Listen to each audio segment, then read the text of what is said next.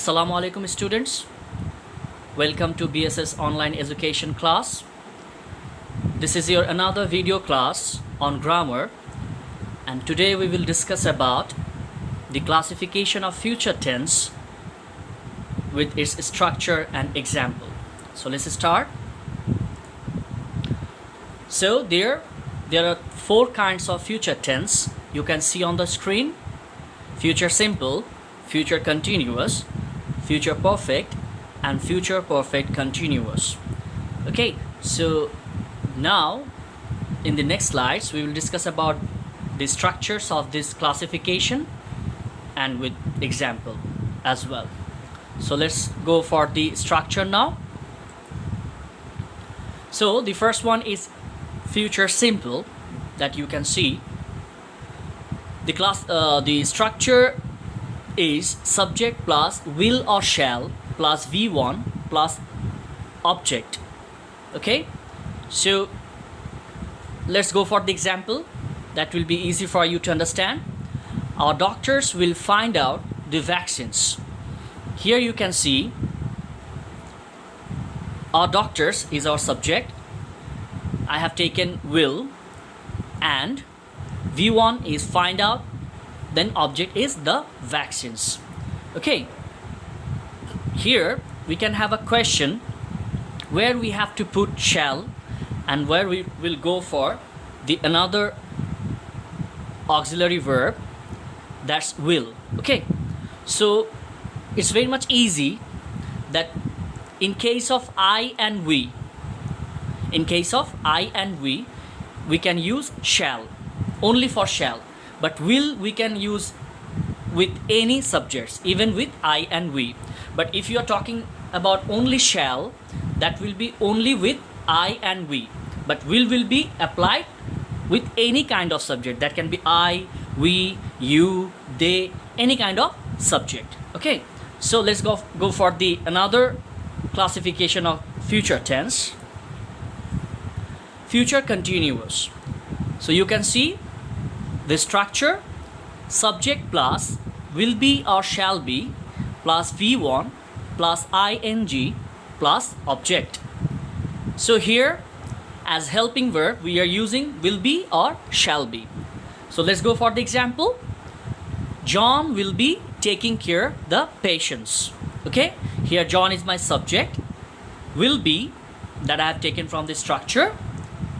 Taking care, here I am adding ing with take, that has become taking care. That's also part of verb, the patients. Okay, so taking care is working as a verb, and my object is the patients. So John will be taking care of the patients. Okay, so the next one, future perfect. The structure is subject plus will have or shall have plus V3 plus object. Here for the last time, as we are using just like as we are discussing about future tense, after that we won't have anything to discuss about tense, because we will be already discussed about present, past and future.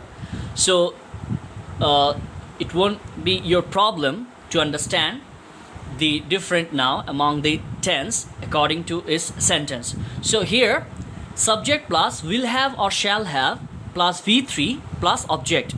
Here I want to remind you that always we have to use V3 in case of perfect, whether it's present or past or future, that I have told you in present perfect and past perfect. So here the example: we will have overcome this pandemic. So here we is my subject. I have taken will have from the future perfect, from the structure. Even I could take shall have also, as I have told you that we can use shall with I and we as well. So we will have overcome this overcome this pandemic. This is your example. Here for will have, we have written overcome. As we know, the past participle of overcome is overcome, overcame, overcome. Okay, so here overcome is the V3 of overcome. This pandemic is my object. So let's go for the another one, the last structure, future perfect continuous. Okay, so the structure is subject plus will have been or shall have been plus V1 plus ing plus object plus since or for plus time. So I want to remind you, just like let's make it easy, that whatever the subject is, always we'll have to go for the subject. Okay, so in case of perfect continuous, only we have to go for the helping verbs. What is the helping verb here? Here my helping verb is will have been or shall have been. In case of present tense, I said have been or has been. In case of past tense, I said had been. And here my helping verb in case of future perfect continuous is will have been or shall have been. Then the left part of the structure will remain same, V1 plus ing plus object plus since or for plus time, as like as present perfect continuous and past perfect continuous. So you don't need to be panicked that actually perfect continuous is longer than the other tense structure. So you don't need to be panicked here. Just you have to go for the helping verbs. What is the helping verb there? So here my helping verb is will have been or shall have been. Okay, so look at this structure. They will have been inventing the vaccine for 5 years. Okay, so subject is my subject is here they. Then I have taken will have been. Then V1 ing, that is inventing. The vaccine is my object. For how long time?